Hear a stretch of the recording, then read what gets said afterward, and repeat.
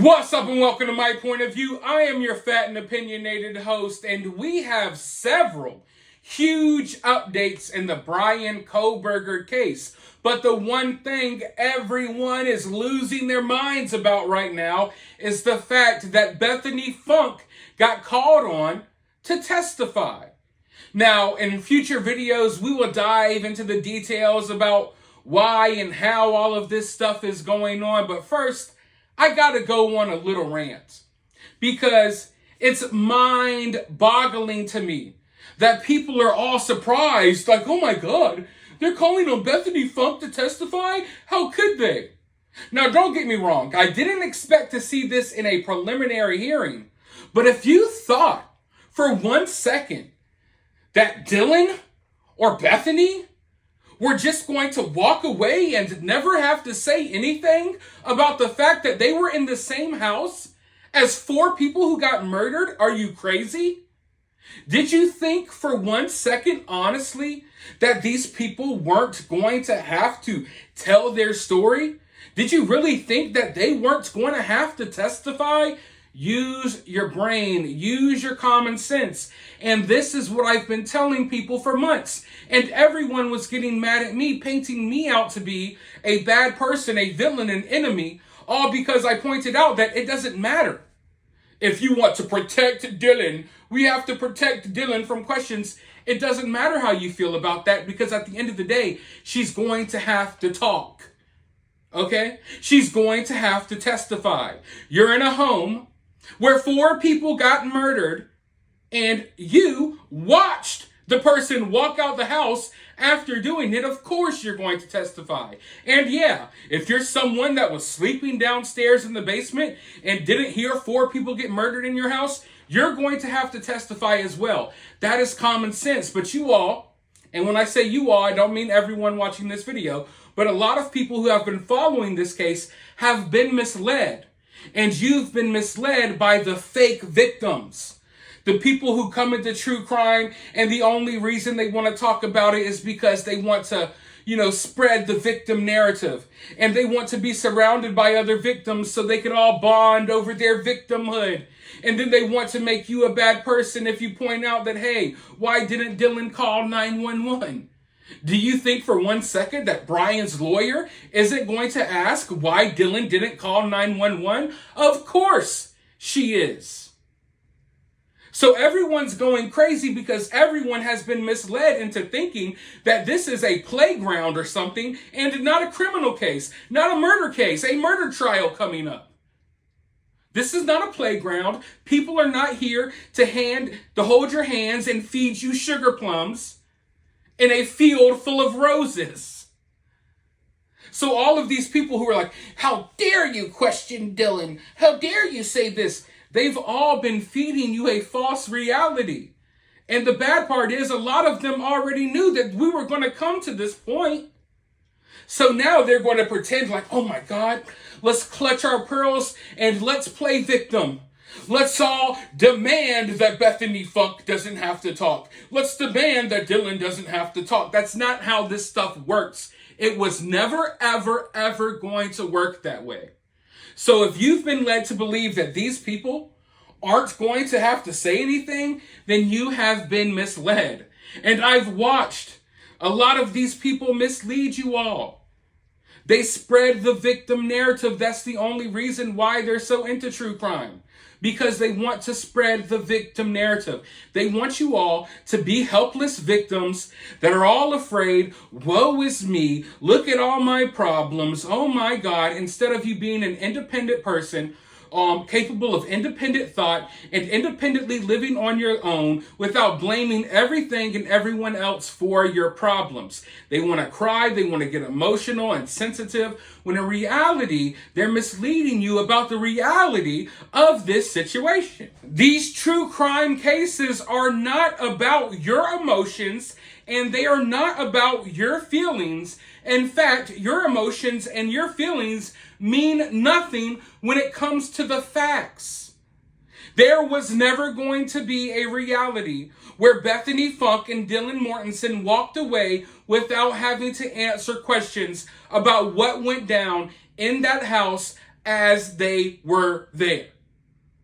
Now, I know some people go off the wall and crazy and they say, oh, they must have had something to do with it. I'm not here to say that, and I've never said that. But to think that, oh, no, you can't ask these girls questions. They've been through enough. That's not how the real world works. It's never going to be how the real world works. So be careful out there, folks. Stop being misled by victims. Don't follow up with victims. I had to find out the hard way that basically you could boil it down to two types of people in true crime. You got your people who are interested in the cases, you're interested in the facts and the details, and you find that type of stuff interesting, so you get into true crime. And then you have the professional victims.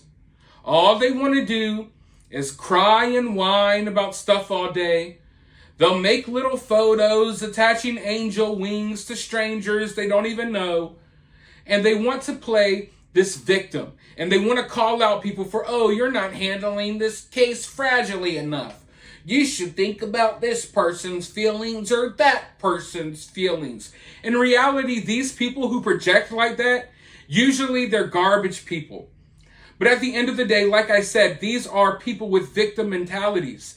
And they cling so desperately to true crime because they don't know how to operate in a regular society. In the regular world, all they know how to do is view the world through this victim-like lens. And it dampers everything. It dampers everything, and it gets in the way of these cases and being able to properly cover and talk about these cases. If you're a sensitive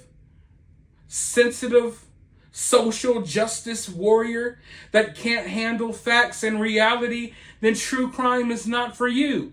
It blows my mind all the time that these people act so sensitive, yet they constantly consume, content about people getting killed and stuff like that. There's nothing nice and whimsical about true crime. So keep your feelings and your emotions elsewhere. I am getting sick and tired of seeing stuff like this. And now, this situation's going to be blown up so much. And it already is. If you look online, people are like, oh my God, mind blown. Mind blown. Because y'all are being misled by people who do this stuff on purpose. First, they wanted to play the victim like, oh my God, how could you ever question Dylan? No one should ever question Dylan or Bethany. They have nothing to do with this. Leave the girls alone. So they gear you up into thinking that, oh, these people are untouchable. You can't ask them any questions. This is how it works. And then, ultimately, when a couple of months pass, or when a couple of months pass by, and we get to the point where these people are going to have to testify, the same people who pretended like, oh, you're a bad person for expecting answers out of them, then they're going to go pretend again like, oh my God, how could they? It's all to get reactions and likes from you. That's all it's about. Let's pretend like, oh my God, this is a big crazy deal. So you all like my freaking Twitter post as I talk about being a victim again and again and again and again. So yes, sorry I have to go on this rant. I shouldn't have to because we're all adults. And as adults, especially as adults who look into true crime cases, we all freaking knew for a 100% fact that the day would come that these girls would have to answer for themselves. Okay? That is facts. That is facts. So the fact that everyone's pretending to be, oh my God, it's all bogus BS. Because obviously we were going to get here. If you ever think for one moment that you would be allowed to be in a home where 4 people get murdered and you just aren't going, you think that you're just going to walk off and never say anything to anyone? When the murder trial comes, you think that you're not going to have to be there? Come on, folks. It's like people have never looked into true crime cases before. But that's the bad part. A lot of these people spreading this victim-like nonsense BS, they look into true crime cases for a living. This is what y'all do. Y'all talk about it more than me. Y'all know better than I do. So stop misleading people with this nonsense, with this victimhood, pearl-clutching nonsense. It has no place in true crime. It really does not. But anyways, let me know your thoughts about this down in the comments below. While you're down there, hit the thumbs up, hit the subscribe button, ring that notification bell, and I'll talk to you all in the next video.